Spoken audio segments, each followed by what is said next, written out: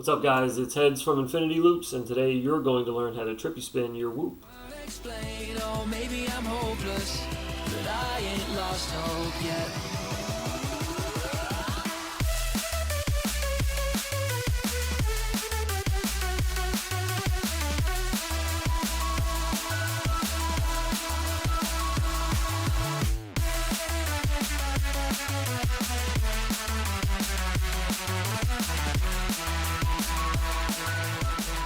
An inverted orbit, or trippy spin, is the same as just a normal orbit around a point of interest. You just are inverted. So the way that I like to think about this is you're kind of think about doing a turn backwards, really sharp like that. That doesn't sound too crazy. If you're flying in one direction and you flip your nose up like that and spin around a turn to go the other way, that makes sense.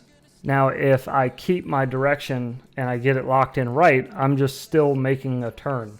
It's just that turn is just now in a nice perfect orbit and I'm locked around an object. I focus on my camera, and what I'm focusing on is keeping my point of interest at the very top of my FPV feed. So while I'm orbiting, all I'm seeing, my camera is just looking straight up, and all I'm seeing is the top of the object, and I'm focusing on keeping it locked in the top of my screen. So a good way to practice this to just get started is to fly towards your object and really figure out how your fingers feel best getting into the trick. So I like pulling up to the object and then hard stopping, putting my nose straight up in the air and then rotating and then getting into it that way. So saving all my momentum, my forward momentum, to flick up and around and then get into the spin.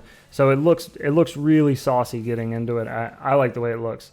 It kind of fits my style. All right, boys. Now, to get us started, first thing we're going to do is we're just going to try it out in the simulator. And I recommend this for almost any trick. If you've never done it before, it's a lot easier to reset in the simulator as opposed to in real life having to get up and fetch your whoop every time you crash in the grass and can't turtle out of it.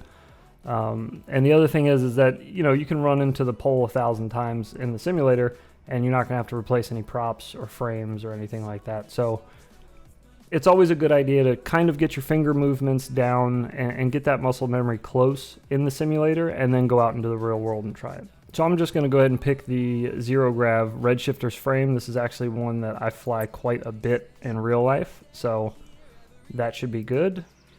Okay, so we're just going to go try getting into a basic trippy spin around, I guess that's the only one, is this one over here. So we'll just do it around this tower here. So I'm going to approach, and then just like I was showing you by hand, you just kind of, the way I get into it at least, you can get into it any way you want really, but is I just kind of rotate around, and it just makes it look a little extra trippy getting into it. But you can see my stick movements down there. I got my throttle is way up to hold myself up. And my yaw is very little. I'm just kind of kissing with the yaw just to kind of correct my direction and my rotations. And my pitch and roll is kind of, the pitch is not as important as it is the roll. You can change your elevation by changing your pitch. So I can pitch up a little bit and I'll come up some. And I can pitch a little further out, down, and drop some. So that's not very clean, but you get what I'm saying there. All right, I'd say that's probably enough for the simulator. Let's take it outside and apply this in real life. All right, now that we've gotten plenty of practice in the simulator, we're just gonna go out to our tree up front here. And just like I was telling you how I like to get into it, just stop and flip in the opposite direction and then focus on the tree. Focus on keeping the tree, the length of the tree, just in the top center of my camera. That's all I'm thinking about is object, top center. That's it. I'm not thinking about the direction I'm moving. I'm not thinking about really even what my sticks are doing. I'm just thinking about where is that object in my camera.